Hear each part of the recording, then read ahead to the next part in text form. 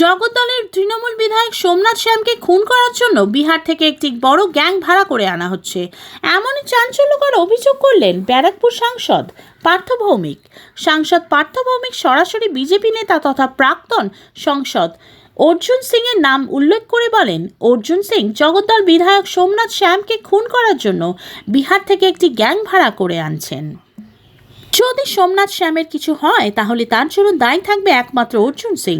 বিষয়টি তিনি ব্যারাকপুরের পুলিশ কমিশনার অলোক রাজেরিয়াকে জানিয়েছেন।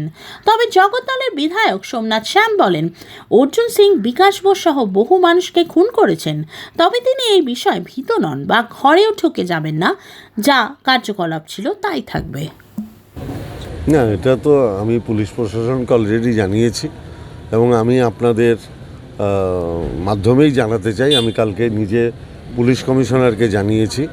আমার কাছে খবর আছে যে সোমনাথ শ্যামকে মার্ডার করার জন্য বিহার থেকে একটা বড় গ্রুপ হায়ার করা হয়েছে সোমনাথ শ্যামকে যাতে মার্ডার করা যায়।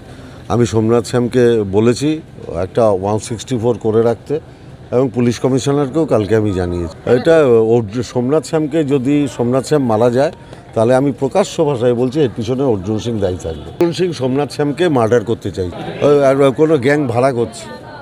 হ্যাঁ, বাইরে থেকে আমাদের কাছে খবর আছে গ্যাং হায়ার করা হচ্ছে, এটা আমাদের কাছে খবর। আমি নিরাপত্তাহীনে ভুগছি না, আর কোনো রকম ভয় ডরও নেই, কিন্তু কিছু মানুষ আমাকে পথের থেকে সরিয়ে দিতে চাইছে যাদের অসুবিধা হচ্ছে। প্রাক্তন সাংসদ অর্জুন, এছাড়া তো আর আমার কোনো শত্রু নেই আজকের দিনে।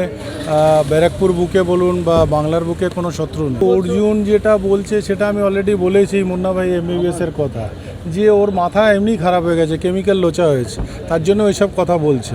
কিন্তু অ্যাকচুয়ালি তো বাস্তব কথা সেটা নয়। বাস্তব এটাই যে বিভিন্ন মার্ডার যেগুলো হয়েছে, বিকাশ বোসের মার্ডার থেকে আরম্ভ করে, বিকাশ বোসের মার্ডারটা প্রথম সামনে আসে, তার আগে বহু মার্ডার আছে যে কেসগুলো এখনও আছে। তো সেই মার্ডারগুলো কে করিয়েছে একমাত্র অর্জুন সিং।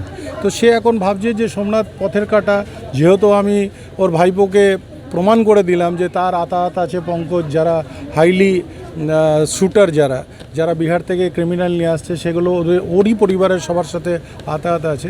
তাই সে ভাবছে এখন সরিয়ে দিতে পারলে ব্যারাকপুর লোকসভার অনেকটা খালি হয়ে যাবে। তো সে ভাবতেই পারে, তার জন্যে সোমনাথ শ্যাম পিছেও হাঁটবে না আর কোথাও ঘরেও ঢুকে যাবে না। যা কার্যকলাপ ছিল তাই আছে। আগামী দিন বলেছি ওকে সুপ্রিম কোর্টে নিয়ে যাব, সুপ্রিম কোর্টেই নিয়ে যাব।